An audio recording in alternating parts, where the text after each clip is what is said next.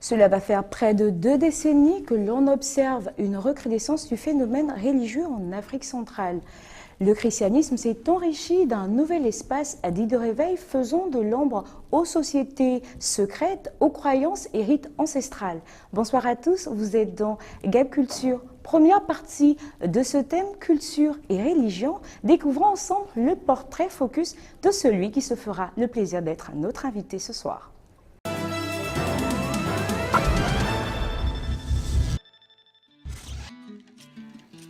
Le révérend Francis Michel Badinga est un réformateur inventif, issu de la 5e lignée d'une génération de ministres du culte dont il perpétue la tradition et le prestige familial. Il exerce son leadership sur une centaine d'églises et d'œuvres chrétiennes au Gabon, en Afrique, en France et dans l'espace francophone.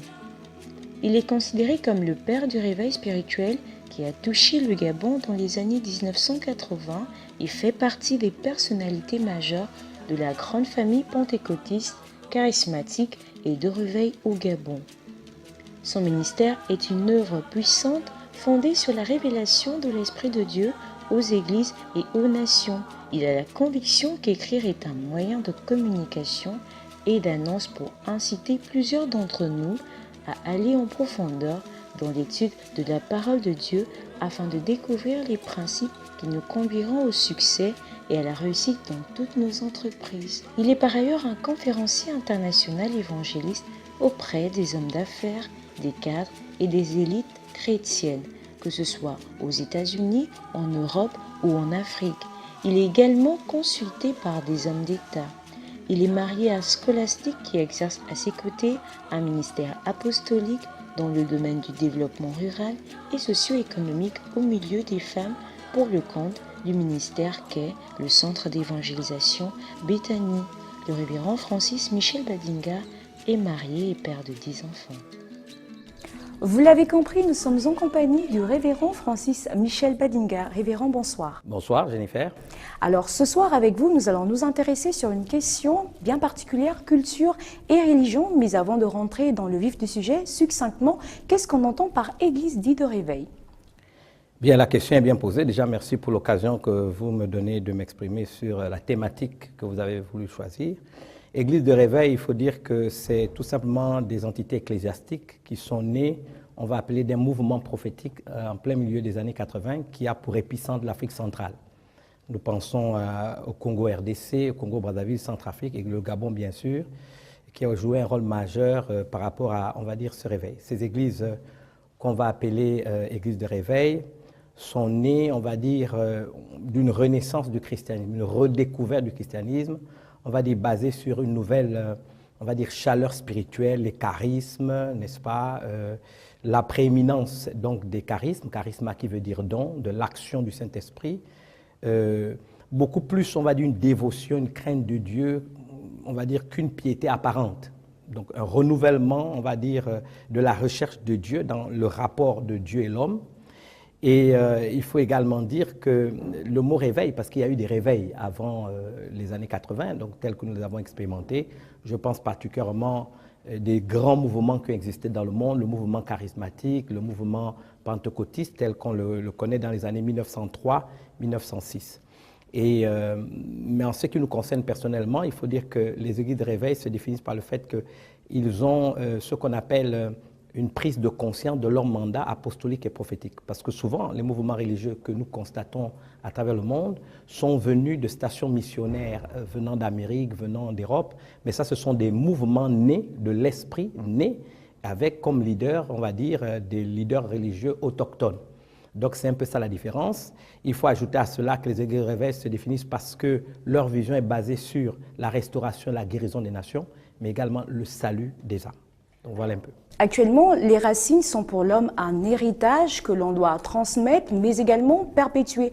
On assiste et on observe que plusieurs églises dites de réveil tentent, tant bien que mal, à essayer de chercher comme ça, à pouvoir éradiquer toutes ces connaissances ancestrales. Qu'en dites-vous là-dessus ?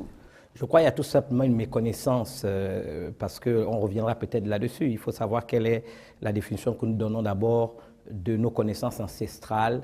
Qu'est-ce qui est connaissance ancestrale, qu'est-ce qui est culture, qu'est-ce qui est sorcellerie. Il y a un peu un fourre-tout. On va y arriver. Il faudrait peut-être essayer d'élucider un certain nombre de concepts, n'est-ce pas, de définitions même, peut-être en ce qui nous concerne, basés sur des fondements, on va dire, chrétiens, pour pouvoir avoir une idée juste de quoi il s'agit. Pour emboîter le pas, de suite, ce serait de savoir qu'est-ce qu'on entend, qu'est-ce que vous entendez par culture. Alors la culture, c'est un ensemble, on va dire, de faits, n'est-ce pas, relatifs, on va dire, à la doctrine, n'est-ce pas, et à la vie centrée sur Dieu et toutes les valeurs, n'est-ce pas, que sous-tendent, on va dire, le rapport de Dieu et de l'homme. On va mettre à l'intérieur la dévotion, la crainte de Dieu, la recherche d'une vie, on va dire, conforme, n'est-ce pas, aux valeurs auxquelles on croit. C'est ça la spiritualité. Donc, ce n'est pas à confondre à toute autre chose. Et je vais rester là-dessus sur le thème spiritualité. Le tout, ce serait de savoir qu'est-ce qu'on entend, la petite différence qui existerait entre mysticisme et spiritualité. Alors le mysticisme maintenant, c'est tout simplement la pratique. Mais dans la pratique du mysticisme, il y a le rapport, on va dire, où l'homme pense qu'il peut rentrer en contact direct avec Dieu, ce qui est juste, les croyants le croient. Donc à partir de ce moment, c'est vrai que la notion de mysticisme est devenue péjorative parce que lorsqu'on l'étend, n'est-ce pas, un rapport aux divinités au pluriel. Donc, c'est quoi les divinités au pluriel? La Bible parle à cette expression de divinité étrangère. À partir de ce moment, ce n'est plus le Dieu auquel nous croyons. Donc, le mysticisme, c'est donc cette croyance, les croyants le croient, où nous pouvons avoir une relation avec Dieu. Mais lorsque, dans son sens général, et peut-être même péjoratif, on s'étend vers, n'est-ce pas, un rapport aux divinités au pluriel, alors c'est un fourre-tout. Il faudrait bien faire, n'est-ce pas, le choix. Est-ce que c'est le vrai Dieu, le seul unique vrai Dieu créateur de l'univers, ou des divinités qui peuvent être des idoles? Des divinités qui peuvent être des idoles, on va peut-être rester là-dessus. Et là, le tout, ce serait de savoir dans une assemblée, comment est-ce qu'on peut arriver à savoir que cet homme de Dieu serait rempli de l'Esprit Saint et un autre d'esprit occulte. La première chose que je voudrais vous dire, c'est que je fais partie de ceux qui pensent que lorsqu'une question est mal posée, toutes les solutions sont fausses. Donc je vais du principe simple que si quelqu'un est rempli d'esprit occulte, il ne peut pas être homme de Dieu. Il ne peut pas l'être. Il peut être pseudo-homme de Dieu, mais il n'est pas homme de Dieu. Alors aujourd'hui, on tente de restaurer notre africanité. Comment voulez-vous que l'on puisse accepter une religion qui nous est importée et qui, soit dit au passage, à l'intérieur, on a un mauvais traitement pour le peuple noir? Bon, déjà, il faudrait dire que ça encore, c'est une méconnaissance des Écritures. D'abord, il faudrait dire que le christianisme transcende toute culture, toute religion, tout simplement parce que si vous voyez très très bien, le christianisme, qui en est l'auteur? C'est Dieu en Christ. Dieu en Christ, c'est le créateur de l'univers. Dieu en Christ, c'est lui qui a créé le ciel, la terre, la mer, tout ce qui se trouve. C'est le Seigneur des seigneurs, c'est le roi des rois. Il transcende dans toute culture. Maintenant, c'est vrai que le débat, il faudrait peut-être qu'on l'ouvre. Et déjà, je voudrais ouvrir une parenthèse en vous disant que celui qui vous parle, justement, ma thèse de doctorat, qui va être aussi publiée en format livre, s'intitule « Les racines négro-africaines dans l'historicité biblique » parce que de manière éhontée, n'est-ce pas, on a occulté la présence noire dans les Écritures. Et en tant que théologien, j'ai essayé de fouiner un peu plus, j'ai fait des recherches sur la question, c'est donc la thématique de mon doctorat, justement pour démontrer que cette histoire qui veut faire croire que le christianisme a été importé, ça n'a jamais été importé ou une religion de l'Occident. Dieu n'a pas de couleur, Dieu est universel, il est le créateur du monde, et il s'est arrangé que dans l'histoire biblique, toutes les races s'y trouvent. Oui, mais c'est quand même curieux. Et là, on se posera la question, mais comment est-ce que ce Dieu va être révélé à plusieurs peuples dans toute la planète, excepté les Noirs? Là, ce serait... Est-ce qu'on va dire que ce Dieu serait-il raciste? Non, je vous raconte, je vous le dis de manière claire. Quand vous dites excepté les Noirs, même dans les textes de l'Évangile, donc néo-testamentaire, vous ne vous souvenez pas de cette affaire de l'eunuque éthiopien qui allait en Israël et qui lisait le livre d'Ésaïe sans le comprendre? Donc le problème est là, c'est parce que nous avons eu une culture orale, il faut le comprendre, mais nous n'avons pas su écrire. Nous n'avons pas su écrire ce que nous avons vécu. Au regard de ce que vous êtes en train de dire, quand on parle d'une tradition orale que l'on dirait, que l'on va insister comme ça pour dire que ce serait les Africains qui l'auraient, si on va du côté de l'égyptologie, on va se souvenir qu'avec les hiéroglyphes, c'est un terme qui nous est donné par les Grecs, hiéroglyphes qui signifierait écriture simple, mais si on part dans le terme africain, ce serait Médunéter, Médunéter qui signifie parole de Dieu. En d'autres termes, 2000 ans avant l'arrivée de la venue même du Christ, on parlait déjà de cette parole de Dieu comme quoi avec les Africains égyptiens de l'époque qui serait écrit. On a même retrouvé le Notre Père en hiéroglyphe, donc en Médunéter. Oui, mais nous ne sommes pas contre le fait. C'est pour ça que je vous donne l'exemple de l'Égypte, et vous faites bien de prendre l'exemple, il faut préciser, de l'Égypte nègre, donc l'Égypte nubienne. Et que ce n'est pas l'Égypte arabo-musulmane que nous connaissons aujourd'hui, et c'est une Égypte qui va du Soudan, qui a pour épicentre, je crois, le Soudan, le Darfour, qui va jusqu'au Niger, et qui englobe le lac Tchad, qui va aux confins de la Libye, avec la région de Cyrène. Vous voyez donc, c'est un grand État. Bien. Mais il y a eu des guerres, vous savez qu'il y a eu des guerres, vous savez qu'il y a eu, n'est-ce pas, des invasions, n'est-ce pas, de peuples barbares, il y a eu des guerres, etc., etc. Donc, lorsque les hiéroglyphes n'est-ce pas, sont apparus, c'est l'Égypte nubienne, nous le savons très bien. Oui. Mais nous ne devons pas oublier que des Grecs comme Pythagore et les autres venaient apprendre en Égypte. Nous connaissons même le nom de leurs professeurs égyptiens. Mais quand ils retournaient, ils ne disaient pas qu'ils avaient appris de négro-africains qui étaient des Égyptiens. Ils faisaient croire que la science, les mathématiques qu'ils avaient pour origine la Grèce, ce qu'on nous enseigne aujourd'hui dans les universités. C'est connu de tout le monde. Donc, il faut dire qu'on n'a pas assez promu nos connaissances par l'écrit. Ce que les gens ont fait, ce qu'on a détruit, on va dire des zones où on pouvait trouver des preuves, n'est-ce pas, de la présence, de la présence africaine à l'époque. Hein, mais là, puisque nous sommes dans le domaine du christianisme, et ces choses se sont perdues à cause des guerres, et surtout à cause du fait qu'il n'y a pas eu assez de personnes, n'est-ce pas, pour retranscrire. Les Juifs également avaient une tradition, on va dire, orale. Mais lorsqu'ils sont allés en captivité à Babylone, qu'est-ce qu'ils ont fait? Pour ne pas perdre leur tradition orale, ne sachant même pas quand est-ce qu'ils allaient rentrer, les Massorètes, qui sont des savants juifs, ont commencé à écrire, n'est-ce pas, l'Ancien Testament, n'est-ce pas, mais qui avait été donné de manière orale, ce qu'on appelle dans la théologie hébraïque, n'est-ce pas, la Shebualpé, c'est on appelle ça la théologie de la bouche, mais ils l'ont quand même transcrit. Et c'est pour ça que vous avez aujourd'hui le Tanakh, qui est l'Ancien Testament avec le Talmud, les 5 premiers livres de la Bible, et tous les autres livres. Vous avez, n'est-ce pas, la Gadara, vous avez un certain nombre d'ouvrages, parce qu'ils se sont rendus compte que dans le temps de l'espace, si on n'écrit pas, bon, les choses vont se perdre. On va changer de cap et s'intéresser à autre chose. Et là, révérend, donnez-nous votre avis sur les pratiques culturelles que sont par exemple la circoncision. On va également parler des scarifications. Donnez-nous votre avis là-dessus. Alors, au niveau de la circoncision, en tant que théologien, pasteur, prédicateur de l'Évangile, je suis à l'aise d'en parler parce que tout simplement, nous l'avons, en hébreu, on l'appelle la Shimirat Tabrit Mila. Donc, c'est Dieu, dans l'Exode chapitre Genèse chapitre 17, n'est-ce pas, qui parle à Abraham et choisit donc la circoncision comme étant, n'est-ce pas, une marque dans la chair qui établit l'appartenance d'abord au peuple d'Israël et ensuite à Dieu lui-même. Donc la Shimirat Tabrit Mila, littéralement veut dire fais attention à ta sexualité, veut simplement dire que c'était l'alliance de la coupure. Et pourquoi Dieu s'est mêlé à ce type d'alliance? C'était pour dire à l'homme, parce que vous avez des textes dans Ésaïe 49 et dans un certain nombre de textes bibliques, où Dieu lui-même se présente comme l'époux, n'est-ce pas, de ceux qui croient en lui, de la communauté. Dieu se présente lui-même comme étant l'époux. Alors pourquoi il choisit cela? C'était pour dire de la même manière que lui, dans sa relation à l'homme, il tient à ce que ce soit une relation basée sur l'intégrité, le respect mutuel, etc. Il a pris l'image de la relation de l'homme et de la femme. Donc on revient à la Shimirat Tabrit Mila, pour dire de la même manière que moi, Dieu, je suis l'époux de la communauté, des croyants, etc., etc., et que je serai fidèle, parce que le psaume 89 le dit clairement, que je ne violerai pas ce qui est sorti de ma bouche, je ne violerai pas mon alliance. De la même manière, l'homme devait être fidèle à sa femme. Donc il a voulu utiliser cette image, n'est-ce pas, pour faire ressortir le rapport de Dieu et de l'homme.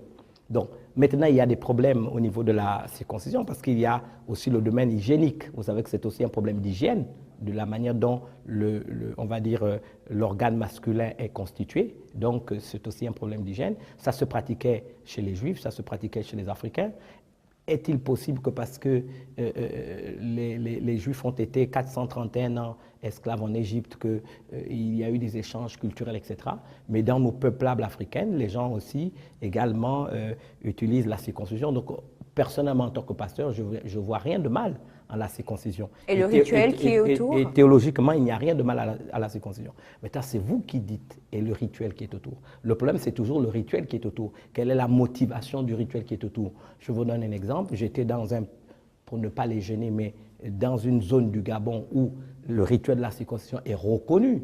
Mais vous avez des chrétiens qui nous disent que quand on faisait le rituel, il fallait manger de la banane pilée en brousse, mélangée à des choses dont je ne veux pas parler. Donc, quel est le lien entre une circoncision qui a, on va dire des attributs d'hygiène corporelle avec le fait d'être en brousse, de se droguer, de danser et puis de faire manger des ordures aux gens?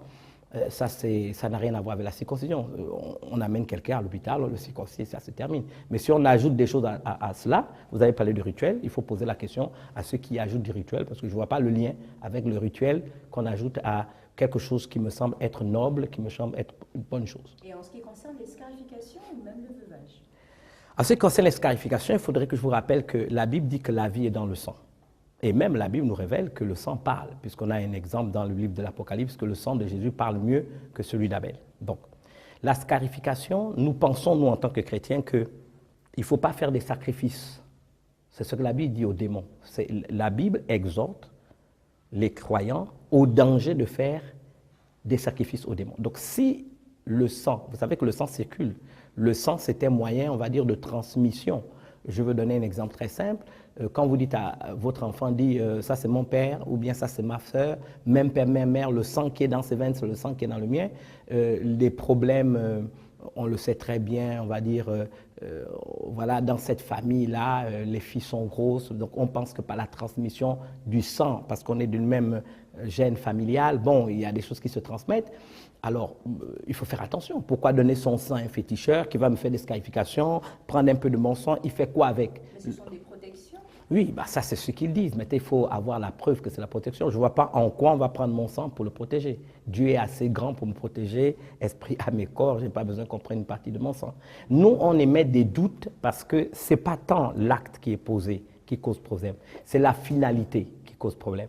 Et tant qu'on ne sait pas quelle est la finalité, il faut faire très attention. Donc c'est à chaque personne de se dire, on va prendre mon sang, qu'est-ce qu'on va faire? Au-delà de ce que dit le féticheur, au-delà de ce que dit le nganga, qu'est-ce qu'il va faire avec mon sang? Moi, je veux du principe que celui qui a mon sang me contrôle.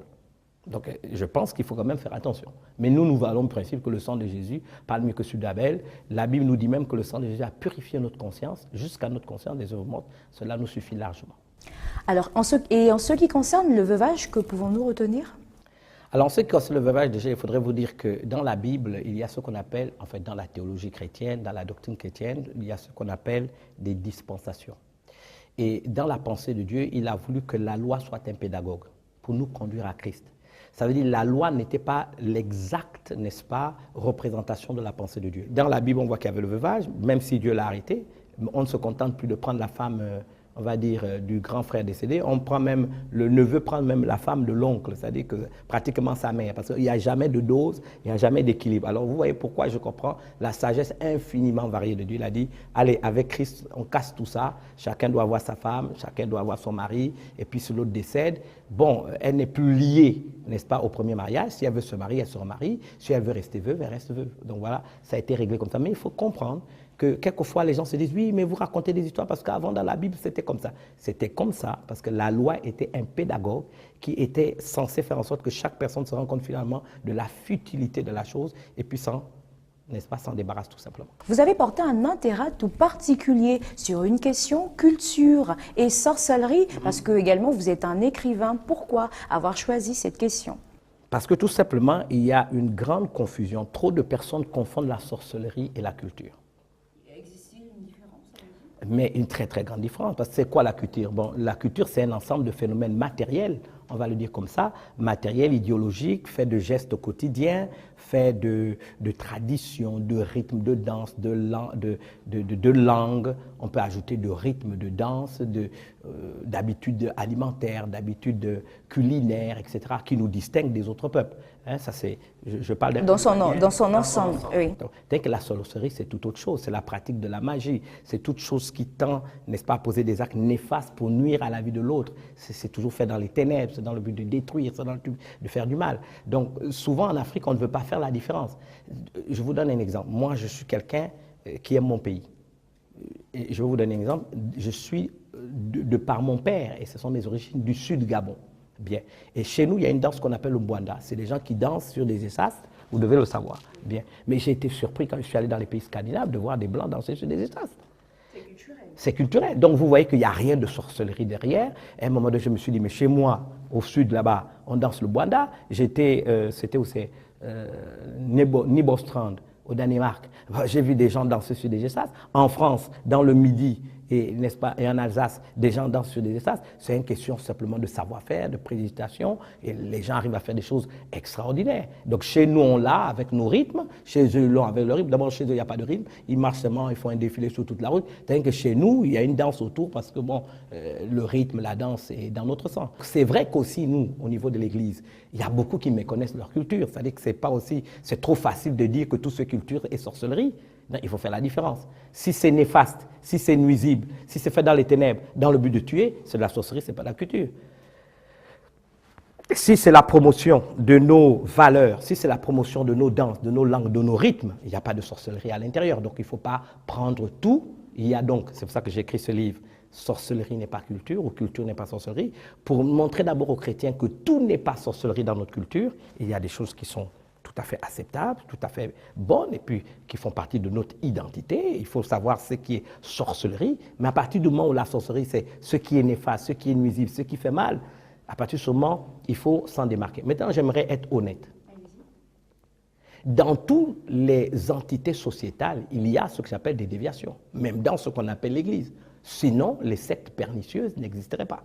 Donc, il faudra aussi que nos intellectuels savent, après, à accepter, surtout ceux qui se disent très traditionnalistes, etc., que dans la culture aussi, il y a eu ce qu'on appelle des débordements. Moi, je reconnais que dans les milieux du christianisme, il y a eu des déviations doctrinales par rapport à la doctrine biblique, donc des sectes pernicieuses sont créées. Il faudrait que nos traditionalistes aussi acceptent que dans la culture, il y a eu des déviations et cela s'est transformé en sorcellerie. Et quelle est votre approche sur le patrimoine culturel lorsqu'on parle par exemple de l'iboga, de cette plante iboga, surtout qu'elle est très diabolisée dans pas mal d'assemblées dites de réveil? Voilà, l'iboga, c'est une très bonne question que vous me posez. Je ne m'attendais pas à une telle question, mais c'est une très très belle question. Voilà par exemple un cas pratique pour, n'est-ce pas, mettre les choses au clair.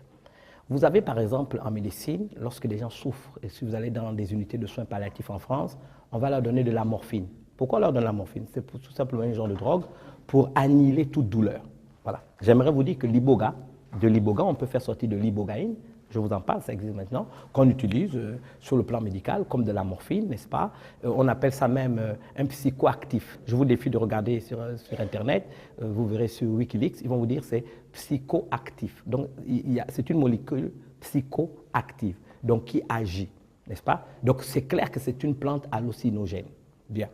Maintenant, si dans la sorcellerie, on utilise une plante hallucinogène, pour droguer quelqu'un, pour lui faire perdre, n'est-ce pas, son état conscient et profiter à l'envoûter, à le posséder, on comprendra que cette substance qui est en même temps médicale et très bénéfique, n'est-ce pas, pour soigner les gens, etc., est maintenant utilisée à mauvais escient. Donc on revient à notre exemple de tout à l'heure, une déviation. Vous avez des cas de mort d'overdose dans certains banjas, vous le savez très bien. On a plusieurs cas de personnes qui meurent dans les banjas. Pour moi, c'est une aberration, comme il arrive malheureusement qu'on ait appris qu'il y a des gens qui sont morts dans des temples. La suite, c'est avec Culture Events.